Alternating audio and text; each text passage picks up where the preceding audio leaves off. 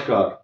सिंह राशि के दर्शकों का बहुत बहुत स्वागत। आज एक विशेष चर्चा सिंह राशि पर होगी, क्योंकि सिंह राशि के अष्टम भाव में कुछ ग्रहों का प्रकोप आने वाला है। आप जहां शीर्षक देख सकते हैं, मंगल, शनि और सूर्य का मिलन है। और ये तीन सितारों का जो मिलन है वो जमीन पर नहीं है, आकाश में है, खगोलीय मंडल में। और कई सारे बदलाव सिंह राशि को बहुत जोर से झटका और इफेक्ट भी देंगे। लाभ देने वाला ग्रह कौन सा रुकावट पैदा कर रहा, उसको भी जानना बहुत जरूरी है ऐसे दौर में जब सिंह राशि शनि की ढैया से जूझ रही है। लेकिन इसका मतलब ये नहीं कि सारी चीज निगेटिव है।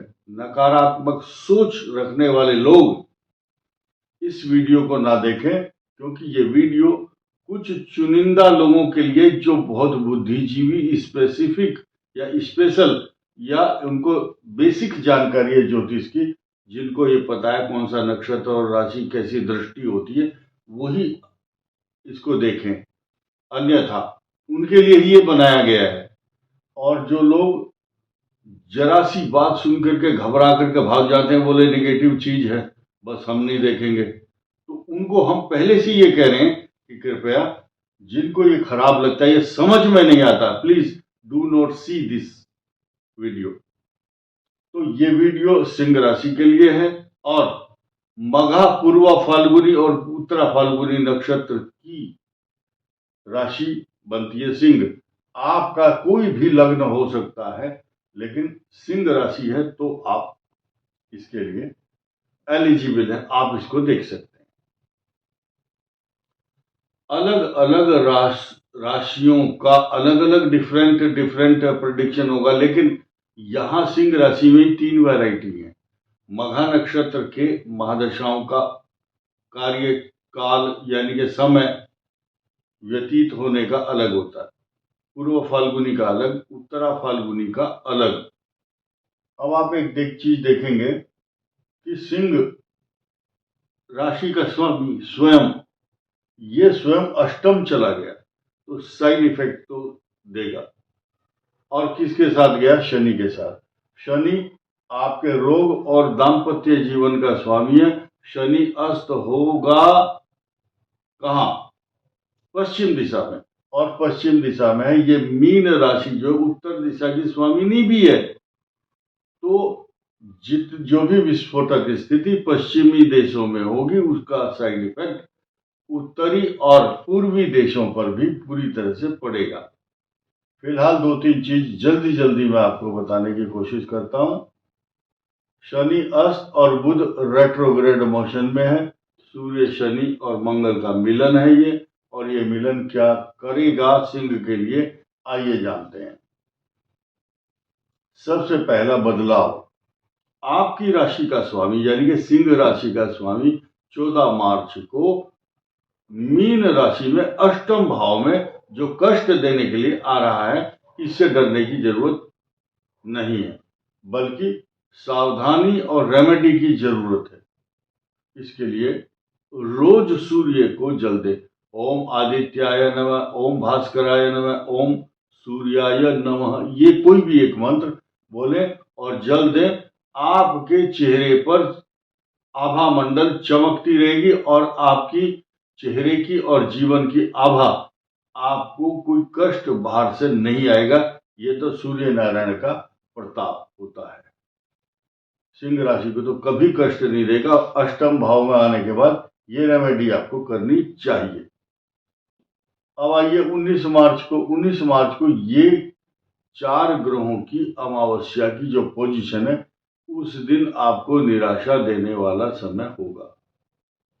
एक चीज और ध्यान रखना, ये जो तारीखें हैं वो तारीखें जैसे 29-28 मार्च, ये अच्छी नहीं है आपके लिए। और ये तारीखें आपको कष्ट देंगी, इसलिए उस दौरान ज्यादा सावधानी की आवश्यकता होगी सिंह राशि को।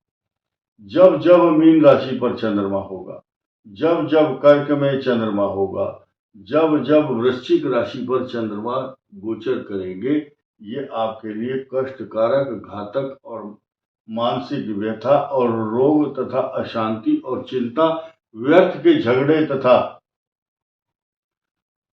कुछ लोग कानूनी कार्रवाई के कारण अपमान के भय से पीड़ित रहेंगे। 19-20 देखिए ध्यान रखना, 19-20 और 28-29 मार्च आपके लिए अच्छा परिणाम नहीं देगी। बुध वक्री है, आपकी राशि का, धन स्थान का, इनकम स्थान का स्वामी है, और बुध जो है रेट्रोग्रेड मोशन में राहु के साथ किसी भी दृष्टि से अच्छा परिणाम नहीं दे रहा है। इसके साइड इफेक्ट भी बताऊंगा, और जो बहुत पॉजिटिव चीज है उसको लास्ट में सुन करके आप तसल्ली महसूस करेंगे, शांति महसूस करेंगे। आप उस बात को जरूर सुनना। तो 19 मार्च को ये 3-4 ग्रह कष्टकारक हैं आपके लिए, और तारीखें मैंने बता दी आपको। 25 मार्च को शुक्र जो है आपकी राशि से 25 मार्च को आपकी राशि यानी कि चंद्रमा से अष्टम भाव से नवम भाव यानी आपके भाग्य स्थान में प्रवेश कर जाएंगे। ये बहुत बड़ी उपलब्धि होगी। लेकिन अब कौन कौन से योग बन रहे हैं उसको समझिए। नंबर 1, मंगल और शनि का जो योग है वो 2 अप्रैल से शुरू हो जाएगा। ये कष्टकारक पोजीशन है सिंह राशि के लिए, इसमें कोई संदेह नहीं है। लेकिन 14 तारीख को जो सूर्य आ रहे हैं शनि के साथ मिलन करने के लिए, ये पोजीशन, ये युति सिंह राशि के स्वास्थ्य को लेकर कष्टकारक रहेगी।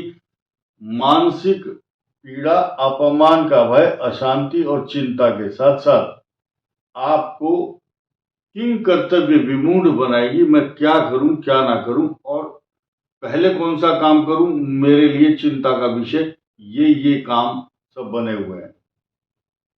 शुक्र, अब अच्छी बात है जिसकी हम बात कर रहे थे, वो अच्छी चीज आपको क्या देगी। नंबर 1,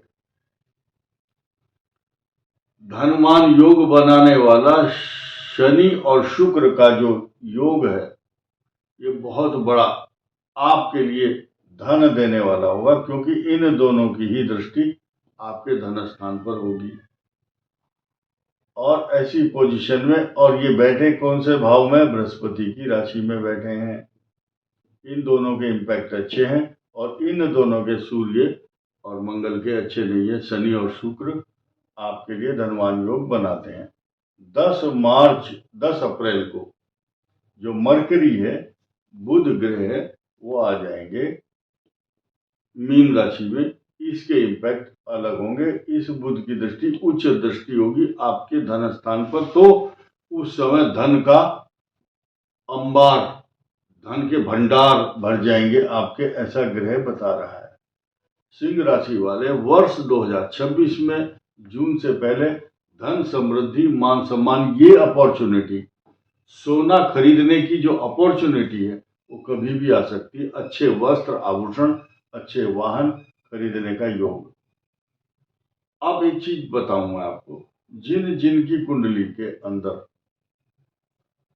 शनि के प्रकोप है या छठे भाव का स्वामी कौन है, शनि, यहां पर शनि है, लेकिन आपका लग्न के अनुसार छठे भाव के स्वामी का अंतर और प्रत्यंतर और सूक्ष्मांतर या गोचर में जब समय आता है, तो पिछली जो पाप किए हैं ना मनुष्य, पिछली गलतियां को या आपने जानबूझ के किए हैं या अनजाने में, पिछले पापों को या पिछले आपके दोषों को निकाल करके सामने लाता है। कोई आदमी देखा होगा रिटायरमेंट के बाद भी उसकी जो फाइलें खुलती हैं तो वो उसको जेल की सलाखों के पीछे भेज देती हैं। जब जब छठे स्थान के स्वामी की दशा, अंतरदशा या गोचर में उसका प्रभाव होगा, तो कई प्रकार की उसकी पिछली अपराधों की जो फाइल है, उसकी जो हिस्ट्री शीट है या फाइल है, वो खुलती है। छठे भाव के स्वामी, क्योंकि छठा भाव क्या है, परोक्ष है, पीठ है, यानी कि आपके दबे हुए जो अपराध हैं, दबी हुई जो फाइलें हैं, अपराधों की, गलतियों की, वो निकल करके उजागर होती है, मतलब पूरी पब्लिक पब्लिश हो जाती है और पूरी दुनिया उसको देखती है, ऐसा ग्रह नक्षत्र बताता है। आपको क्या करना है, स्वास्थ्य का ध्यान रखना है, स्वास्थ्य के प्रति सचेत होना।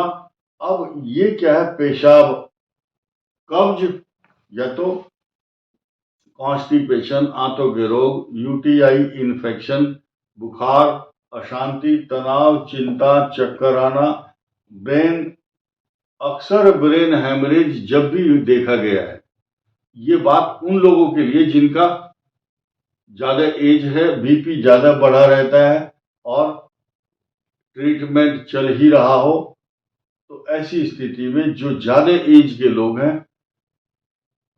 ब्रेन हेमरेज का शिकार होते हैं। केतु चूंकि यहां बैठा हुआ है, सेरेब्रल यानी कि सिर के अंदर क्लॉट्स या अशांति, तनाव, चिंता, परेशानी देता है।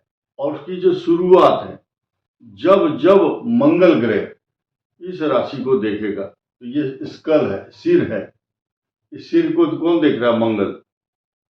मंगल क्लॉट्स पैदा करता है। सिंह लगन हो, सिंह राशि हो, तो उनके कहीं ना कहीं से ब्लड या रक्त का स्राव, रक्त का रिसाव कराता है।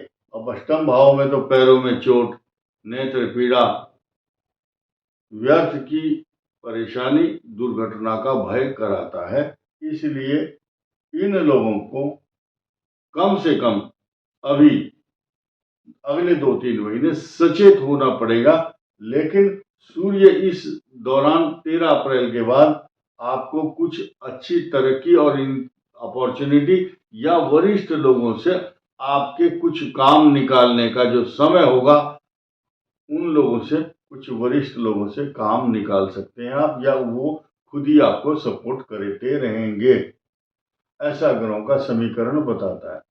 और देखिए, धनवान योग मैंने बताया, मंगल शनि का विस्फोटक योग है, और सूर्य और मंगल का भी जो युति है, ये सूर्य मंगल की युति सिंह राशि को बुरी तरह प्रभावित कर सकती है, क्योंकि यहाँ पर केतु और चंद्र का ग्रहण योग और शनि की ढैया है। इस दौरान आप एक सॉफ्ट कॉर्नर बने हुए हैं इन पाप ग्रहों के लिए। आपका भाग्येश है शनि, भाग्य स्थान का स्वामी मंगल, और रोगों का स्वामी है शनि। ऐसी पोजीशन में आपका जो राशि का स्वामी है वो फंस गया इन दोनों के बीच में। तो आपका इलाज क्या है, सूर्य को रोज जल देना। सूर्य आपकी आभा मंडल को 440 वोल्ट की तरह चमकाएगा। आपके चेहरे को की जो चमक है, आपकी आभा, आपकी प्रतिष्ठा, आपकी इज्जत, कुछ आपका सिर झुकने नहीं देगा, घुटने टिकने नहीं देगा। अगर आप ये काम करते हैं, हर व्यक्ति पर कभी ना कभी कोई ना कोई ग्रह छोटा मोटा चलता रहता है, लेकिन उससे डर करके बैठ जाना ये समझदारी नहीं है। तो सूर्य की उपासना, सूर्य का मंत्र का जाप करना आपके लिए शुभ रहेगा। इस वीडियो में इतना ही। धन्यवाद, नमस्कार।